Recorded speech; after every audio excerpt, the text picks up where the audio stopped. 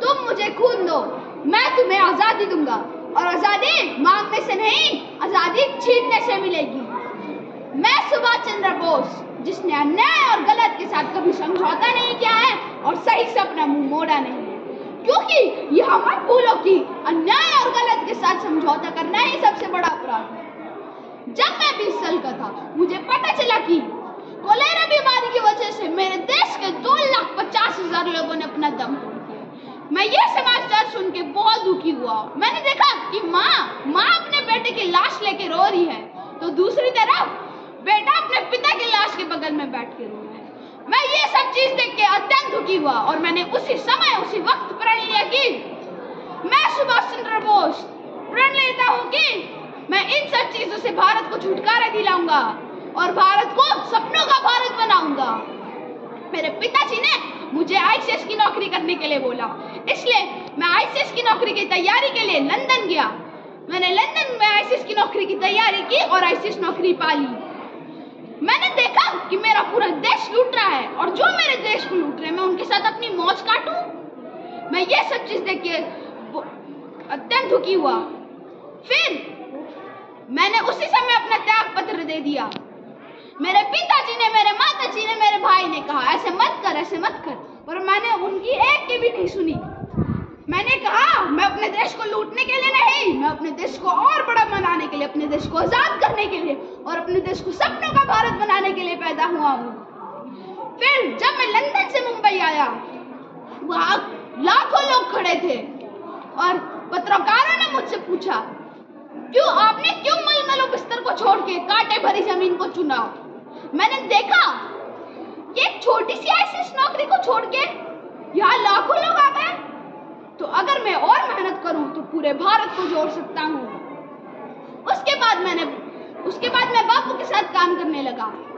मैंने एक दिन बापू से कहा, बापू विश्व युद्ध 2 चल रहा है और अभी हमारा दुश्मन कमजोर हो रहा होगा, हमें अभी उस पर हमला करना चाहिए और अपने देश को आजाद कर लेना चाहिए। पर बापू ने कहा नहीं, अभी हमारा दुश्मन कठिन परिस्थिति में है, अभी हमें उसे परेशान नहीं करना चाहिए। मैंने कहा ये कौन सा तरीका है बापू, ऐसे तो हमारा देश आजाद ही नहीं होगा। मैंने कहा बापू अगर आप नरम दल से मैं गरम दल से हूँ, आप अहिंसा से हैं मैं हिंसा से हूँ, पर हमारा लक्ष्य एक ही है और वो है भारत को आजाद करना और भारत को आजाद करना। उसके बाद मैंने बापू के साथ काम करना छोड़ दिया और मैं ब्रिटिश को हराने जर्मनी से मदद लेने गया। तो जब मैं जर्मनी गया तो हिटलर ने मेरी बहुत मदद की और उसने इंग्लैंड से पाए 40 लाख भारतीयों को मुझे वापस दे दिया, जो कि मेरी आजाद हिंद फौज के पहले बैच थे। तो हिटलर ने मेरी इतनी मदद की, इसलिए मैं बहुत खुश था। एक बार हिटलर ने मुझसे कहा कि देखिए जर्मनी इंडिया से बहुत दूर है और हम इंडिया की कोई मदद नहीं कर सकते, इसलिए आप जापान में जाइए, जापान भी हमारा बहुत अच्छा दोस्त है, वो आपकी मदद जरूर करेगा। इसलिए मैं जापान गया। जापान के प्राइम मिनिस्टर ने मेरी बहुत मदद की, मैं इससे बहुत खुश हुआ। तब तक मेरे आजाद हिंद फौज में 80 लाख लोग आ चुके थे, मैं इससे बहुत खुश था और मैंने पहली बार महिलाओं की ब्रिगेड बनाई थी जिसका नाम था रानी लक्ष्मीबाई ब्रिगेड। उसके बाद मैं अपनी आजाद हिंद फौज लेके मणिपुर में गया और मैंने मणिपुर के सारे ब्रिटिश को खत्म कर दिया। उसके बाद मैंने मणिपुर में अपना पहला आजाद हिंद फौज का झंडा फहराया और यह समाचार सुन के पूरा देश हिल चुका था। मैं ऐसे ही कर करके पूरे देश को जोड़ूंगा और मैं अपने पूरे देश को आजाद करूंगा। मैं रहूं या ना रहूं, पर मैं करोड़ों लोगों में अवतार लूंगा।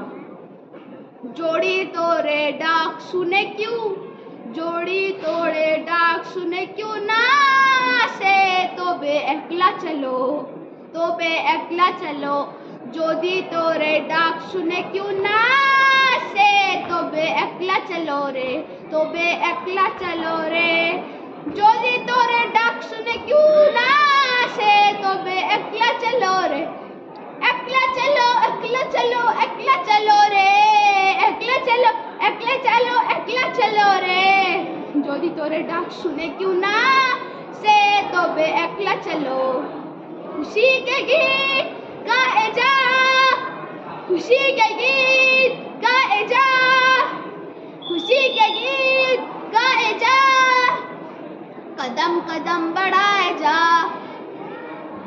कदम कदम बढ़ाए जा, खुशी के गीत गाए जा, ये जिंदगी है कौम की, तू कौम पे लुटाए जा। कदम कदम बढ़ाए जा, खुशी के गीत गाए जा, ये जिंदगी है कौम की, तू कौम पे लुटाए जा। कदम कदम कदम कदम कदम कदम बढ़ाए जा, खुशी के गीत गाए जा, ये जिंदगी है कौम की, तू कौम पे लुटाए जा, तू कौम पे लुटाए।